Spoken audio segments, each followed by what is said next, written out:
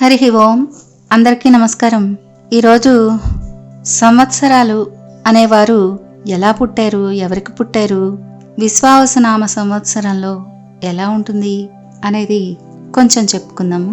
ఒకసారి నారద మహర్షి విష్ణువుని చూడాలని శ్వేతద్వీపానికి వెళ్ళాట. అక్కడ విష్ణువుని పోలిన అమిత సౌందర్యవంతులు చాలా మంది కనిపించారట. నారదుడు వారిలో విష్ణువు ఎవరో తెలియక ఆ విష్ణువునే ప్రార్థించాడు. అప్పుడు ఆ విష్ణుమూర్తి ప్రత్యక్షమై వరం కోరుకోమంటే విష్ణుమాయని తెలుపమని కోరాడట. దీన్నే ఇంకొకలాగా కూడా చెప్తారు. నారద మహర్షికి తాను విష్ణువుకి గొప్ప భక్తుడినని, విష్ణుమాయ తన మీద ఏ ప్రభావం చూపించదని గర్వం పొందట. అప్పుడు విష్ణువు దగ్గరలో ఉన్న కొలంలో మునిగి రమ్మన్నాడు. ఆ కొలంలో మునిగి బయటకు వచ్చేసరికి నారదుడు కాస్త సౌందర్యరాశి అయిన స్త్రీగా మారిపోయాడు. ఆ స్త్రీని తాళధ్వజుడనే రాజు చూసి మోహించి తన నగరానికి తీసుకుపోయి పెళ్ళాడాడు. వారి అన్యోన్య దాంపత్యానికి ఫలితంగా 60 మంది పుత్రులు కలిగారు. కొన్నేళ్లు సంతోషంగా గడిచాక, పుత్రులు పెద్దవారయ్యాక శత్రువులు వారి రాజ్యంపైకి దండెత్తి యుద్ధానికి వచ్చిన తాళధ్వజుణ్ణి, అతడి పుత్రుల్ని చంపేశారు. మరణించిన భర్తని, పుత్రుల్ని చూసి స్త్రీ రూపంలో ఉన్న నారదుడు అమితంగా దుఃఖిస్తూనే ఉన్నాడు. అప్పుడు విష్ణువు ఒక వృద్ధ బ్రాహ్మణుడి రూపంలో వచ్చి భర్త, పుత్రులు, ధనం, ధాన్యం, రాజ్యం, సంపద ఇవేవి శాశ్వతాలు కాదని బోధించి కొలంలో స్నానం చేయమన్నాడు. స్నానం చేయడానికి కొలంలో మునిగిన ఆ స్త్రీ బయటకు వచ్చేసరికి నారదుడైపోయాడు. అదంతా విష్ణుమాయ అని అప్పుడు తెలుసుకున్నాడు నారదుడు. సిగ్గుపడ్డాడు. భక్తితో విష్ణువుకి చేతులు జోడించాడు. విష్ణువు తన పరమభక్తుడైన నారదుడు స్త్రీ రూపంలో ఉండగా పుట్టిన ఆ 60 మందికి దైవత్వం ఇచ్చి సంవత్సరాధిపతులుగా చేశాడు. వారే సంవత్సరాలుగా మారారు. ఒక్కో సంవత్సరానికి ఒక్కొక్క పుత్రుడు అధిపతి. ఆ సంవత్సరానికి అతని పేరే ఉంటుంది. అవే ప్రభవ, విభవ, శుక్ల మొదలైనవి. వారు వారి పేరుకి తగ్గ కార్యాలనే ఇంచుమించుగా ఆయా సంవత్సరాలలో చేస్తారు. ఆయా ఫలితాలని ఇస్తారు. ఉదాహరణగా వ్యయ అనే నామ సంవత్సరం ఉందనుకోండి, అంతా వ్యయమే జరుగుతుందన్నమాట. ఇప్పుడు విశ్వావసు నామ సంవత్సరం అంటే విశ్వానికి సంబంధించినది అని అర్థం. పేరులోనే ఉంది కదా, విశ్వ ఆవసు అని. వసువు అంటే ధాతువులు, అంటే బంగారం మొదలైన ఖనిజాలు. భూమి సమస్త జీవరాశులకి ఆవాసం కదా, అంటే ఈ విశ్వావసునామ సంవత్సరం శుభాల్ని, ఐశ్వర్యాల్ని కలిగించేదిగా ఉంటుందని అర్థం.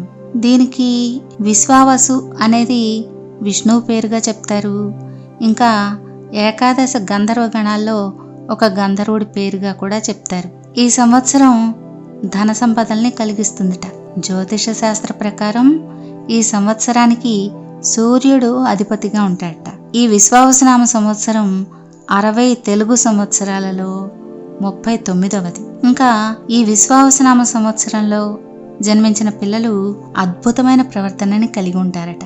ఓర్పు, సహనాలని కూడా కలిగి ఉంటారు. తీపి పదార్థాలంటే ఇష్టపడతారట. ఇంకా అన్ని సద్గుణాలతోనూ ఉంటారట. సద్గుణవంతులైన భార్య, భర్త, పిల్లలతో సుఖపడతారట. ఈ విశ్వావసునామ సంవత్సరంలో జన్మించిన వ్యక్తులు సంఘంలో చాలా గౌరవింపబడతారట. హాస్యాన్ని ఇష్టపడేవారుగాను, నైతిక విలువల్ని కలిగి ఉండేవారుగాను ఉంటారట. అంతేకాదట, అలా నైతిక విలువల్ని కలిగిన వారిని ప్రశంసిస్తారట కూడాను. వారితో ఇష్టంగా స్నేహం చేస్తారట. అంతేకాదు, ఈ పేరు కూడా విశిష్టమైనదే.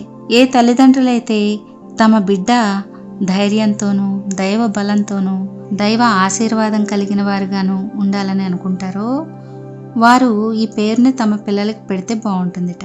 ఈ పేరుకి అదృష్ట సంఖ్య 9. ఈ సంఖ్య బలమైన నాయకత్వం, స్వాతంత్ర్యం, విశ్వాసం మొదలైన లక్షణాలు కలిగిన వ్యక్తులతో ముడిపడి ఉంటుందట. 60 మంది పుత్రులు 60 సంవత్సరాలకి అధిపతులు కదా. వారు వారి సంవత్సరాలలో ఆయా కార్యాలని చేస్తూ ఉంటారు కదా.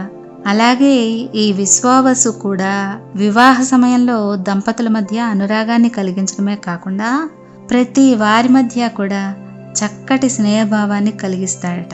అదే అతడి పనిట. సర్వస్య జాయతే క్షేమం అని ఈ విశ్వావసునామ సంవత్సరాన్ని అంటారు. అంటే అందరికీ అంతటా క్షేమమే కలిగిస్తాడట విశ్వావసు. అన్ని విధాల ఐశ్వర్యాన్ని, ఆనందాన్ని, సుఖశాంతుల్ని అన్నిటినీ కలిగిస్తాడు, అభివృద్ధిని కూడా. కానీ ఒక్కటి గుర్తుపెట్టుకోవచ్చు మనం, సంవత్సరాలు, ప్రకృతి, కాలం ఇవన్నీ మనల్ని బట్టి, మన ఆలోచన విధానాలను బట్టి కూడా ఉంటాయి. మంచి ఆలోచనలు ఉంటే మంచి, చెడు ఆలోచనలు ఉంటే చెడు జరుగుతుందని మనకు తెలుసు. దుర్గుణాలు, దుర్మార్గాలు, స్వార్థాలు ఉంటే దానికి తగ్గట్టే మన ఫలితాలు కూడా ఉంటాయి.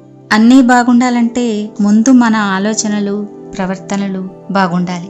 ఈ విషయాన్ని కాలం, ప్రకృతి గడిచిన సంవత్సరాలలో మనకి చూపించాయి. విశ్వావసునామ సంవత్సరం కదా, అన్నీ శుభాలే జరుగుతాయి అనుకోకూడదు. అది మన మీదే ఆధారపడి ఉంది సుమండి. తస్మాత్ జాగ్రత్త జాగ్రత్త. ఈ విశ్వావసునామ సంవత్సరాన్ని అందరము కూడా తగిన జాగ్రత్తలతో, మంచి ఆలోచనలతో, చక్కగా ఆనందోత్సాహాలతో చేసుకుందాం. భగవన్నామ స్మరణతో రోజుని గడుపుదాము. హరి ఓం.